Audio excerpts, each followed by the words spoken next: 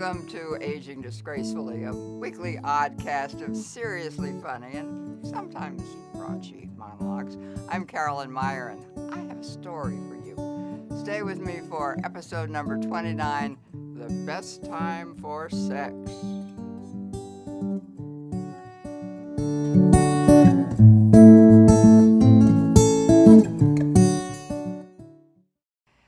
Can we agree that the world is made up of two different kinds of people?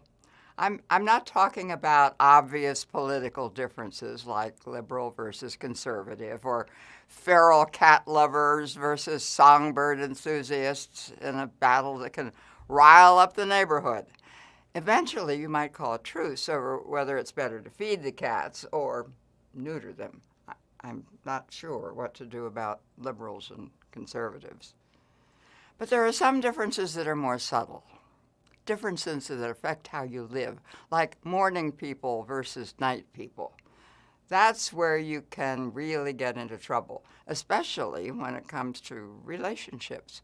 Maybe not the fleeting kind like hookups. I'm talking about longer-term arrangements like marriage, for instance. The night howler can't believe that he is not irresistible at 11 p.m. or midnight when he is at the height of his powers. His energy is inexhaustible.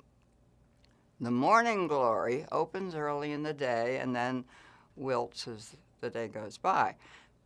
Full disclosure, I have always, probably since birth, been a child of the dawn, a celebrator of the sunrise, a lover of light, meaning I really like sex in the morning.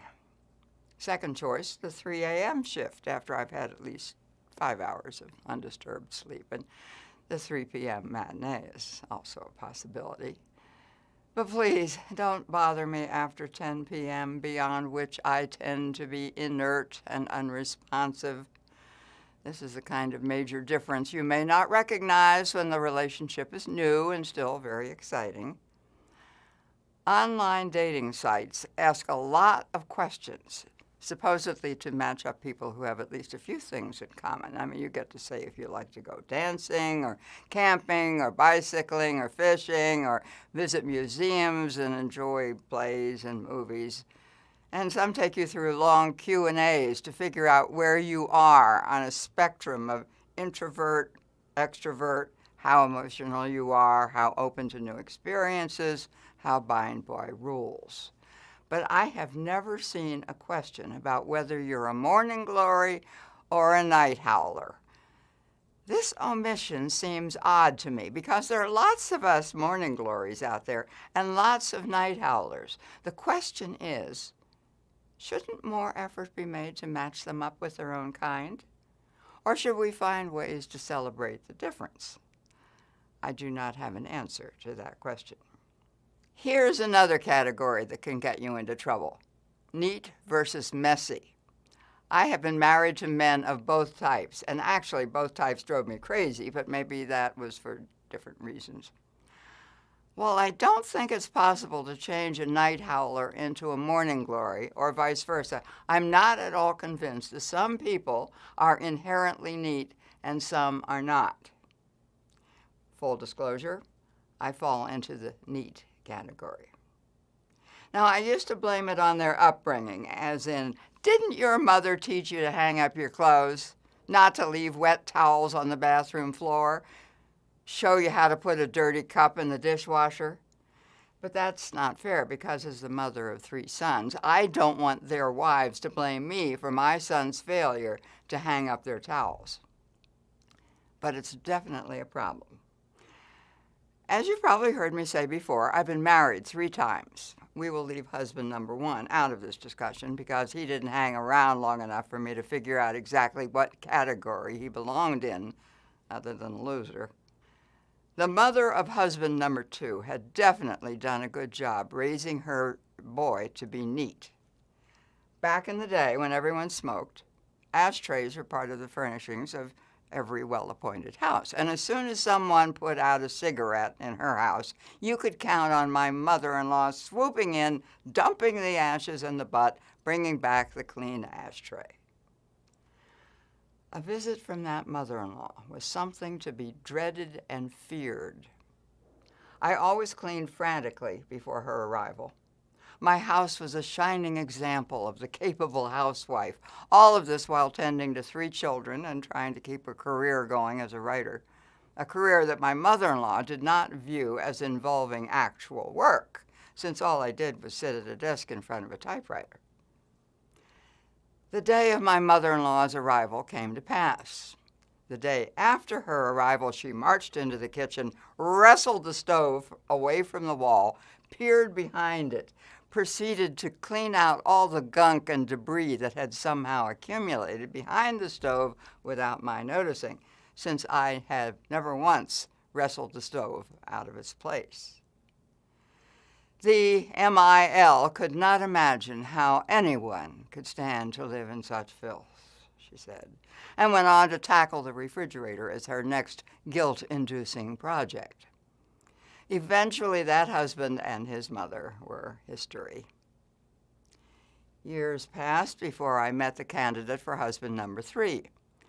Tony's mother, my new MIL, was of the same generation as the former MIL and the same mindset, but she never pulled an inspection. Maybe she knew what her son was like.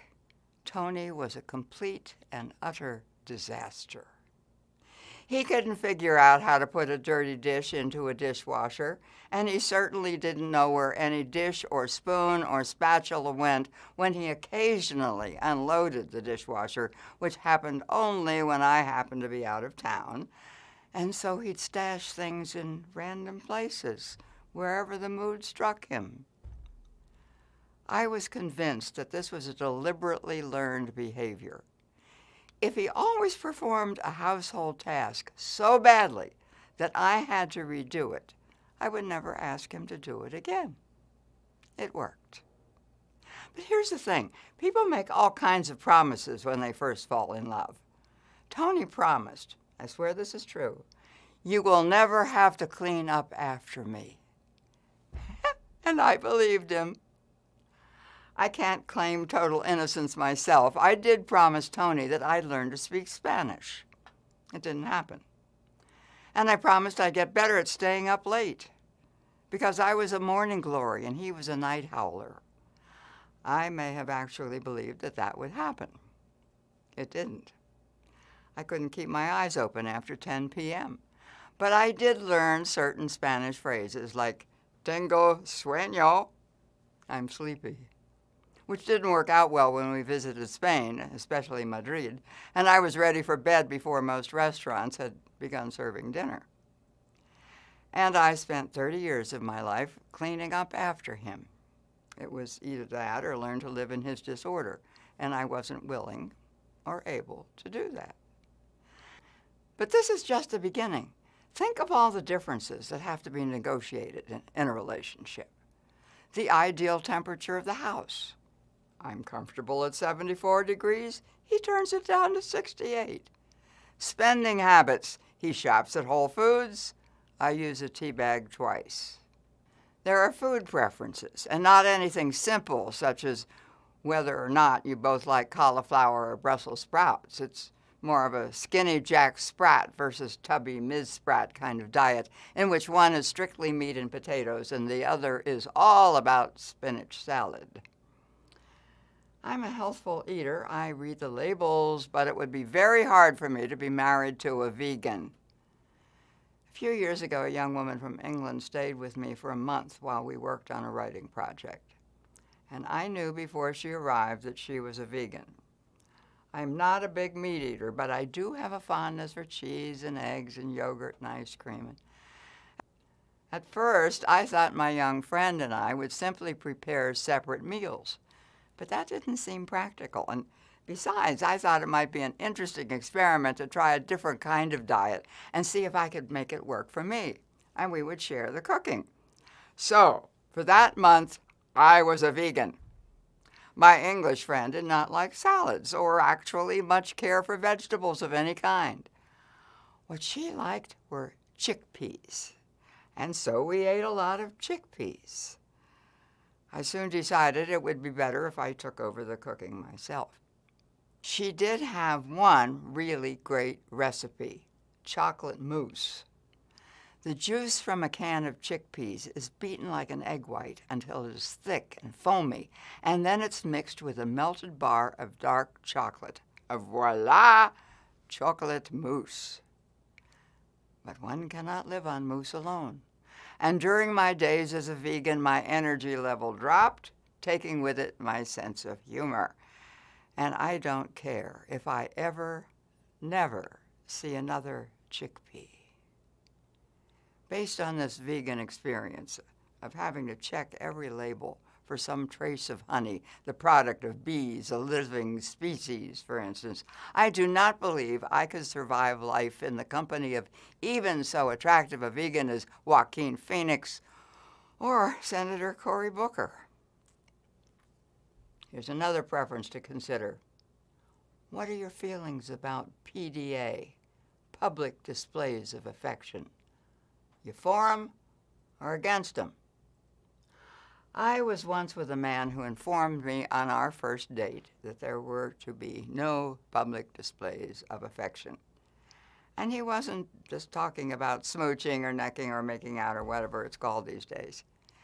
Any indication by some action on my part, holding his hand, for example, that we might be anything more than casual acquaintances, any gesture that implied an out-of-sight intimacy, was strictly forbidden. He and I didn't last long together. I am apparently way too demonstrative, which you might not suspect before you get to know me. I could, of course, go on and on with differences, introvert versus extrovert, optimist versus pessimist, athlete versus couch potato. Let's get back to sex, shall we? The advice I've gotten on how to bridge the gap between morning glory and night howler is that you should alternate. Half the time the morning glory struggles to stay awake long enough to enjoy and to please her partner. And the next morning, the night howler hauls himself from a final hour of glorious sleep to respond to the caresses of the morning glory. For some differences, there is no satisfactory compromise, and this may be one of them. One or the other of the couple is inevitably going to be inert and unresponsive. Some couples spend their whole lives together, with one going to bed early, falling asleep, while the other is up doing whatever it is they do, watching TV, reading, defrosting the refrigerator. And then the morning glory is up before sunrise and out for an early walk. But for what it's worth, if you're listening, and you know who you are, feel free to catch up on that extra hour of shut-eye tomorrow while I'm out on my walk. And I'll wake you up when I get back, because the best time for sex is always right now. You can read this and other stories on my blog at funnycarolyn.com. Watch the video on YouTube and come back next week for episode number 30. Hey, Mr. Catfish. I'm Carolyn Meyer, and I'm aging disgracefully.